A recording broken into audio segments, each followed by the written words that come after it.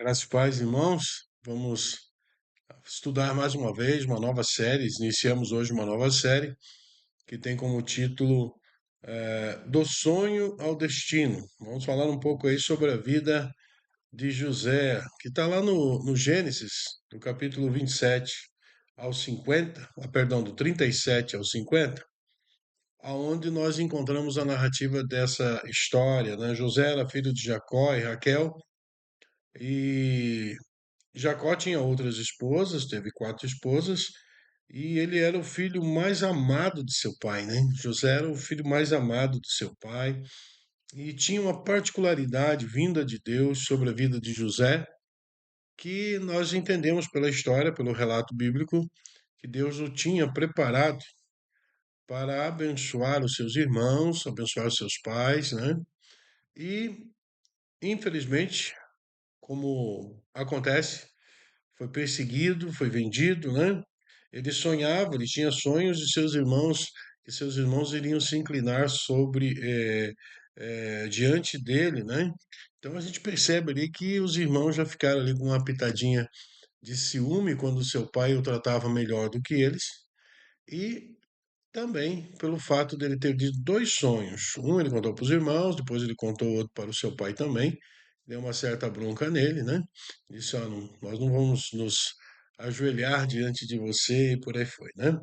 Então, lendo esse contexto, você vai entender plenamente o que significa esse tema do sonho ao destino, né? Baseado no livro do pastor Robert Morris, nós temos aqui alguns aspectos a ser analisados sobre como foi essa trajetória de José a ponto de se tornar o homem, segundo homem mais importante do Egito na sua era, né? Então, o Egito, que está aí ainda até os dias de hoje, fez história lá com o povo de Israel também, né? Os hebreus inicialmente, e que depois passaram a se tornar, então, o que conhecemos hoje, israelitas, ou o povo de Israel, a nação de Israel.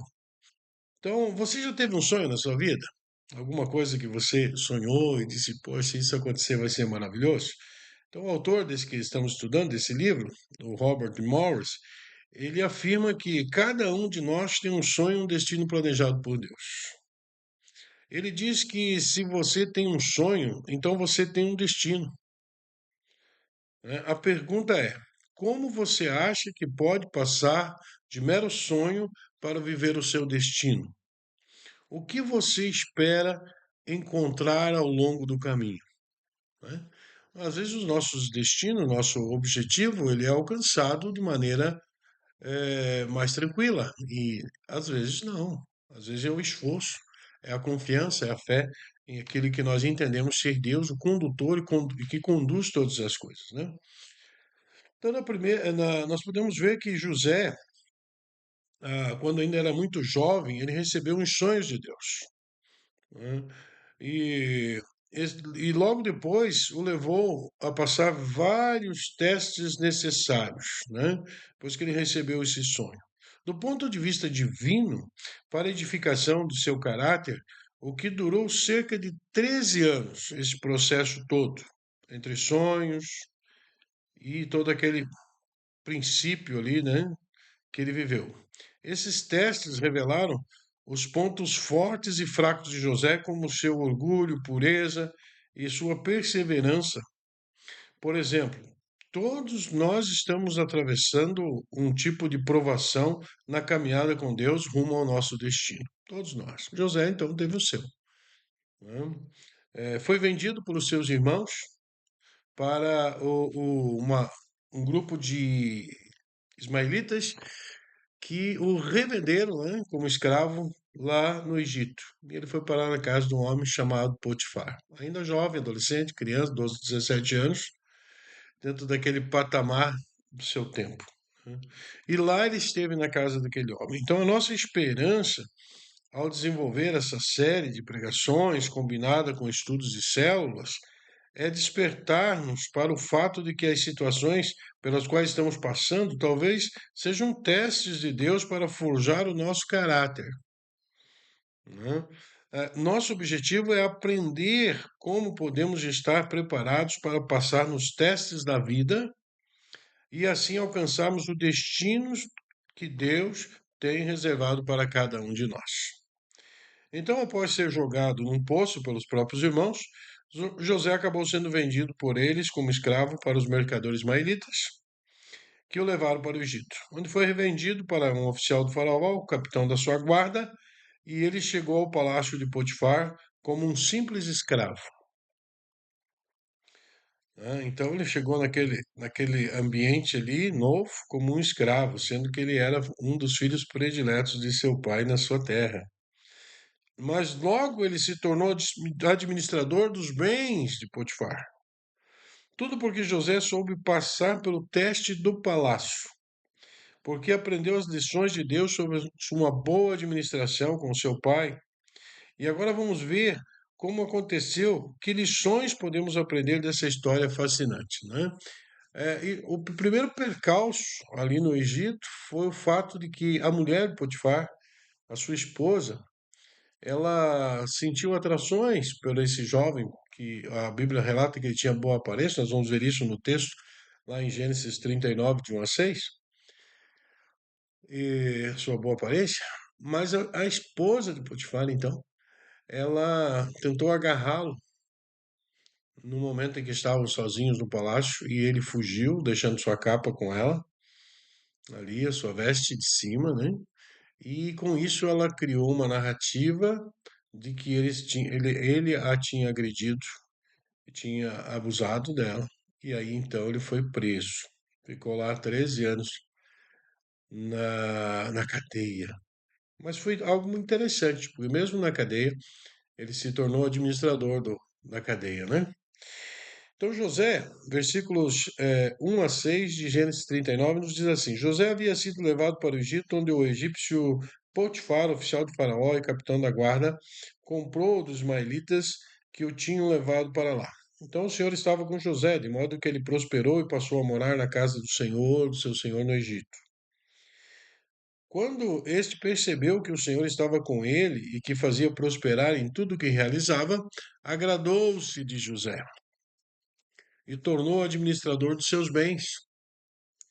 Potifar deixou o seu cuidado e a sua casa, lhe confiou tudo o que possuía. Desde que o deixou cuidando de sua casa e de todos os seus bens, o Senhor abençoou a casa do egípcio por causa de José.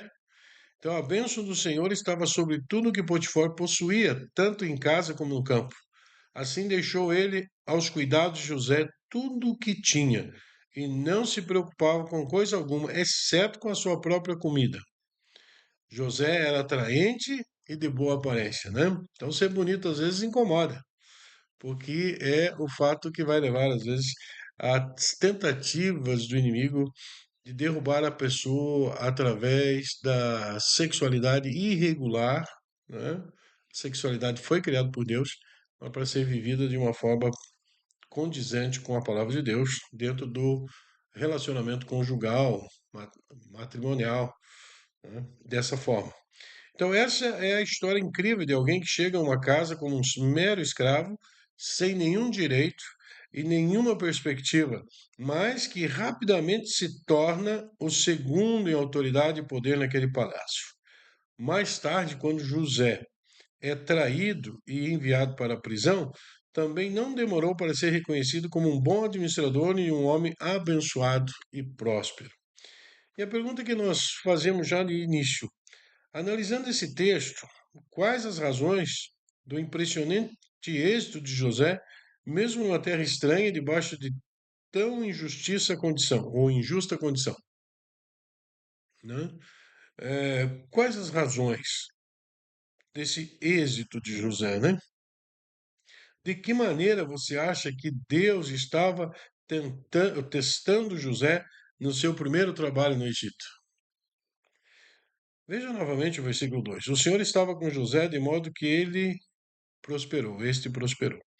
Na verdade, a presença de Deus era tão óbvia que a vida de José, que até ao seu senhor egípcio de alguma forma sabia que o Senhor estava com ele, no versículo 3, e o fato é que, mesmo sendo um trabalho escravo, José tinha a atitude correta com relação ao seu trabalho. Ele não permitiu que a injustiça da sua situação o impedisse de servir ao seu mestre fielmente, e por isso Potifar tornou José administrador de seus bens, deixando sua casa, tudo o que possuía, a cuidado de José, evidentemente, menos a sua esposa. Como José passou no teste da administração? Sendo fiel com os bens de outro homem, sendo fiel em fazer a coisa certa, mesmo quando parecia não haver recompensa para fazer isso. E por isso, Deus era com José e prosperava as obras de suas mãos. E a segunda pergunta que eu lhe faço: seria bom para você se isso lhe acontecesse? Seria bom se o Senhor fizesse tudo o que você tocasse prosperar? Gostaria que ele, Deus, né, fizesse seu casamento prosperar? Que Deus fizesse seus filhos prosperarem? Você gostaria de poder ser como José e que o Senhor o fizesse prosperar em tudo o que fizesse? Né? A gente gosta muito do resultado de José, mas não gosta do processo, né? Ir à cadeia, ser escravo, passar por momentos difíceis. Portanto, nós devemos avaliar o seguinte: quando nós estamos vivendo momentos difíceis também na nossa vida, nós estamos preparando-nos para viver o nosso destino. Então, a maravilhosa notícia é que você pode ser como José. Você pode aprender quais são as chaves para ser um administrador fiel. Quando aprender quais são essas chaves, o Senhor será com você, assim como como ele era com José. E o Senhor o fará prosperar em tudo que faz. Mas antes de prosseguir, precisamos deixar bem claro uma coisa, né?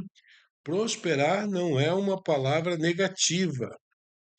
Prosperar não é ruim, claro que não. Mas parece que todas as vezes em que Deus restaura uma verdade para a igreja, Satanás tenta atrapalhar e transformar essa verdade em um erro para esconder isso de nós.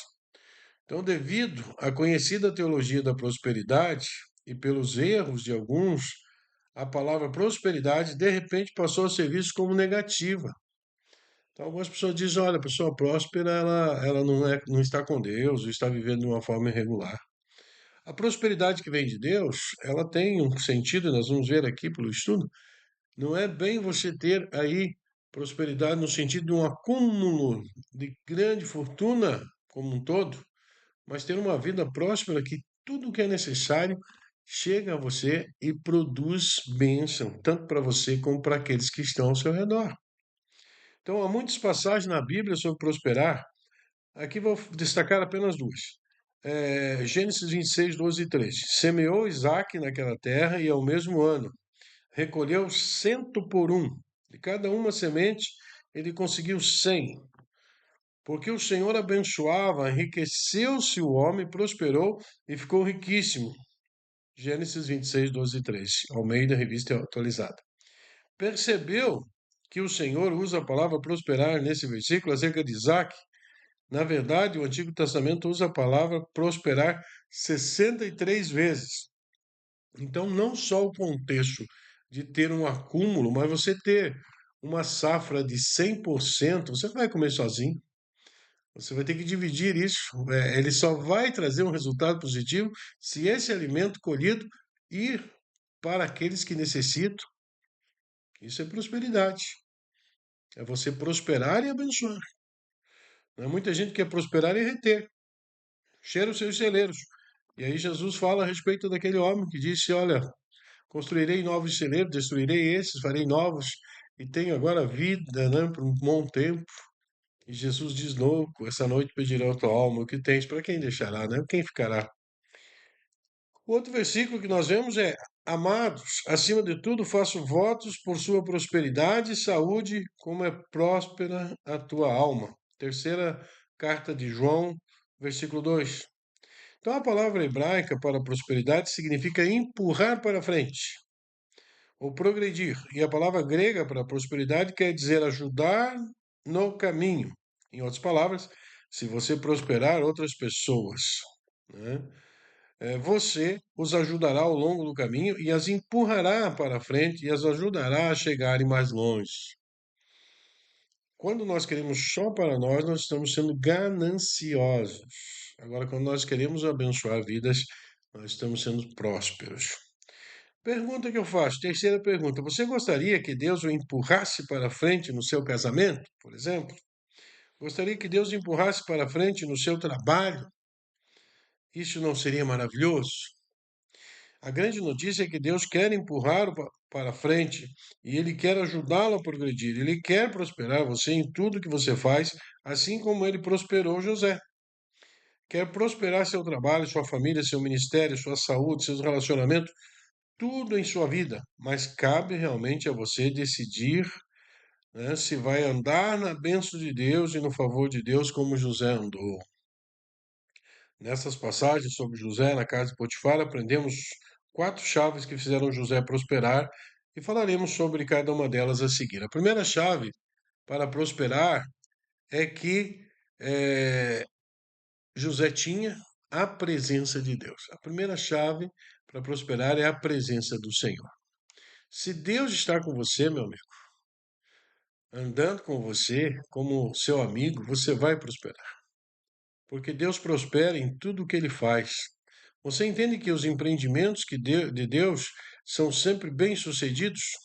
Ele nunca falhou em nada que fez. Se ele estiver ao seu lado, você será bem-sucedido. Se Deus estiver com você, ele sempre o empurrará para frente. Se Deus estiver com você, você não poderá evitar ser abençoado. Lembra lá daquele momento da multiplicação dos pães que Jesus promoveu? Então nós começamos a observar que a prosperidade ela chega quando Deus está conosco e não quando nós imaginamos ser capazes de alcançá-la pela força do braço.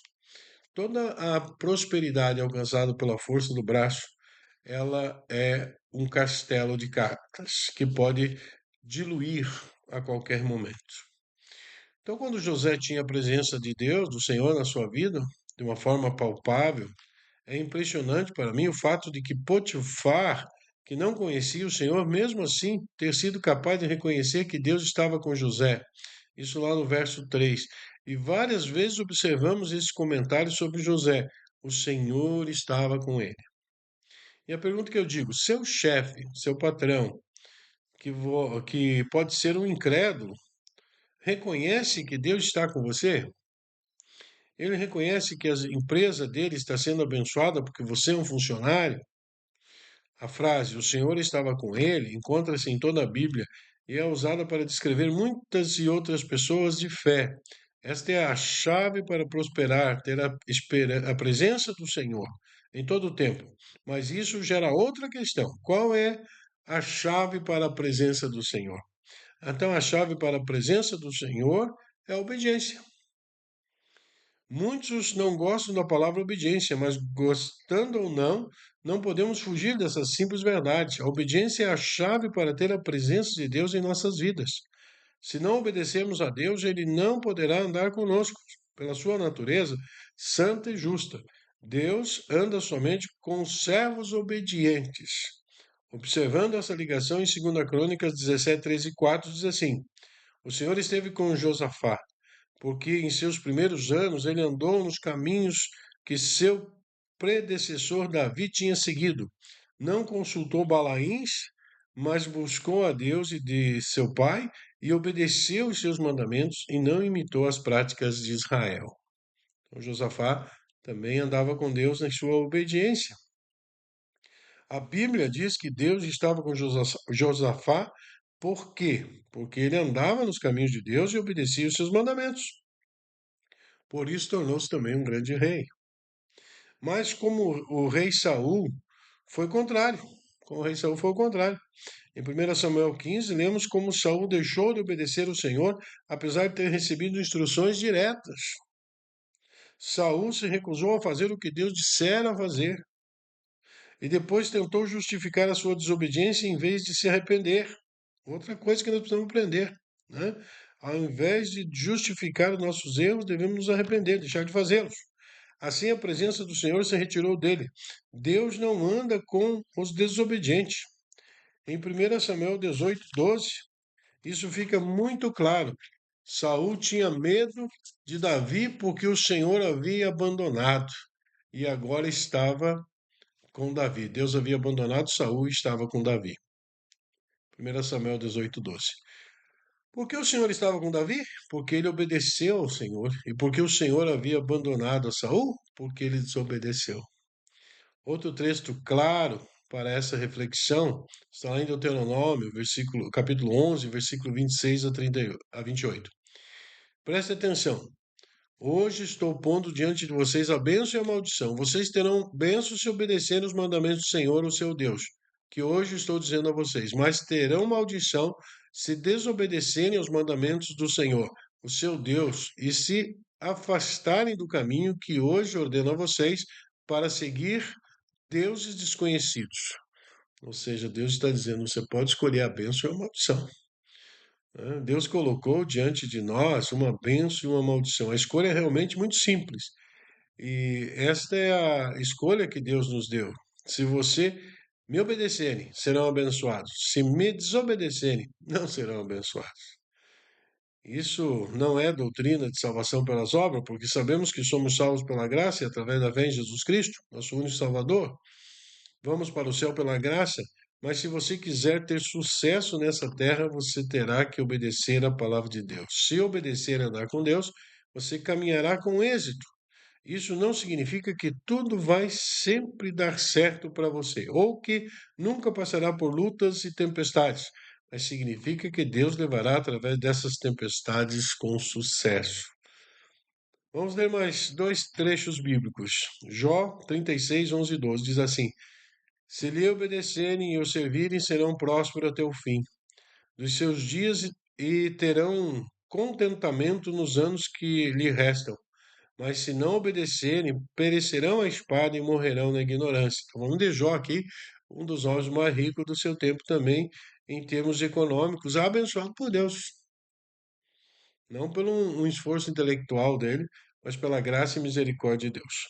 Quem esconde os seus pecados não prospera, mas quem os confessa e os abandona encontrará misericórdia. Provérbios 28, 3. Pecado nos faz limitar prosperidade. Porque prosperidade é a diferença de riquezas adquiridas de forma irregular. Prosperidade é vindo de Deus. Riqueza irregular vem de Satanás, de Mamon e de todo e qualquer deus aí, Balaim, que possa existir, que leva as pessoas a ter entre aspas, uma prosperidade. Então somos salvos pela graça, vivemos pela graça, mas não podemos desprezar a importância que Deus dá à nossa obediência ou desobediência. Se andarmos com Deus em obediência, seremos abençoados, mas se nos afastarmos dele em desobediência, estamos escolhendo andar como o mundo, que está debaixo de maldição e juízo. E a desobediência também custou a Adão e a Eva a presença de Deus. Eles desobedeceram, né, a palavra de Deus. O primeiro jejum decretado na Bíblia é esse. Deus disse, não comereis desse fruto. Né, e eles desobedeceram e por isso toda a humanidade hoje padece pela consequência do pecado, né? Eles desfrutaram da presença manifesta de Deus no jardim do Éden, mas depois que Adão e Eva pecaram, se esconderam da presença de Deus. O próprio homem começa a fugir de Deus quando está em pecado. Tenta se esconder, né? Como se fosse possível se esconder de um Deus onipresente. Então, a presença de Deus é que faz prosperar tudo o que realiza, e a obediência é a chave para uma vida marcada por essa presença. Isso nos leva a outra questão: qual é a chave para a obediência? Então, a chave para a obediência é a fé, tão bem conhecida por nós, né? Palavra que nós temos vivido e buscado entender cada vez mais. Sabe por que o agricultor planta a sua semente? Porque ele acredita que receberá uma grande colheita, ele acredita na recompensa. Mas nós não acreditamos que obedecer compensa e nem que haverá consequência se desobedecermos. Se acreditássemos realmente nisso, é claro que nós obedeceríamos a Deus, mas achamos que vamos escapar ilesos se desobedecermos. Se realmente acreditássemos que Deus nos recompensa quando lhes obedecemos, iríamos querer obedecer. Acreditar ou não acreditar é a questão. Por isso, a chave para a obediência é a fé. É você saber que obedecendo virá recompensa, né? Deus jurou aos israelitas que aqueles que lhe obedecessem não entrariam na terra prometida, ou perdão, Deus jurou aos israelitas que aqueles que não lhes obedecessem não entrariam na terra prometida, não entrariam no destino maravilhoso que Deus tinha para eles. E em Hebreus, no livro de Hebreus, Novo Testamento, lemos que a maioria de nós, ou a maioria deles, não entrou, foi devido à incredulidade. E pode acontecer conosco. A incredulidade nos impede de estar na presença de Deus. E o versículo de Hebreus 3, capítulo 3, 18 e 19 diz assim: E a quem jurou que nunca haveriam de entrar no seu descanso, não foi aqueles que foram desobedientes? Vemos que, assim, por causa da incredulidade, não puderam entrar. Então, o livro de Hebreus mostra que aqueles que são desobedientes, né, que não creem, ficarão de fora. Pensamos, a princípio, que eles não receberam a recompensa porque não obedeceram. Mas o verso 19 diz que não receberam porque não creram. Então, isso porque fé produz obediência. Se tivessem acreditado que Deus os recompensaria, então teriam obedecido. Desobedeceram porque não creram. Faltou fé. Deus quer que todos entremos na nossa terra prometida, nosso destino final. Esse é o lugar da bênção de Deus sobre nós nos preparando em tudo que fizermos. A chave para ter essa bênção é ter a sua presença manifesta em nossa vida, e a chave para a sua presença manifesta é a obediência às suas ordens. E para andar em obediência às suas ordens, teremos que de crer, ter fé e confiar na palavra de Deus. Então, qual é a chave para ter fé? A próxima chave aqui é ouvir a palavra. A chave para termos fé em ouvir a palavra de Deus. Deixou isso bem claro, Deus deixou isso bem claro em Romanos 10, 17, quando ele diz: consequentemente, a fé vem por se ouvir a mensagem, e a mensagem é ouvida mediante a palavra de Deus. Né? A fé vem pelo ouvir a palavra de Deus, né? E dessa forma que nós devemos buscar crescer na fé. Essa passagem da Bíblia diz que se eu ouvir a palavra de Deus, a fé vem. Em outras palavras, a fé aparece. Tudo o que tenho a fazer é ouvir a palavra de Deus. Há algo em ouvir a palavra de Deus que gera fé. Não sei explicar. Eu creio nisso, mas que a fé nos faz crescer. Então, essa passagem da Bíblia diz que se ouvir a palavra de Deus, essa fé vem, né? Essa fé aparece. Assim, quanto mais a palavra de Deus você tiver dentro de si, mais fé terá. Quanto mais fé tiver, mais você obedecerá. Quanto mais obedecer, mais a presença de Deus se manifestará em sua vida. E quanto mais tempo você tiver na presença de Deus, mais prosperará e terá êxito. Cada um de nós pode prosperar e cada um de nós ter êxito. É a maneira de começar, é ouvindo a palavra de Deus. Portanto, comece a fazer da palavra de Deus parte da sua vida. Leia a Bíblia diariamente, memorize passagem bíblica e medite nelas, porque a Bíblia diz que ouvir a palavra de Deus aumenta a nossa fé. Então a Bíblia tem poder de mudar a sua vida. A palavra de Deus é viva, eficaz e mais afiada do que qualquer espada de dois gumes. Hebreus 4:12. Ela não voltará para Deus vazia, mas fará o que ele, Deus, deseja e atingirá o propósito para o qual Deus o enviou. Isaías 55, versículo 11. Se você ouvir a palavra de Deus consistentemente, a fé virá naturalmente. Deus prometeu que ela viria. E à medida que a sua fé aumentar, você descobrirá que está andando em obediência. E à medida que andar em obediência, você terá a presença de Deus em sua vida. E se a presença de Deus estiver com você, você terá êxito.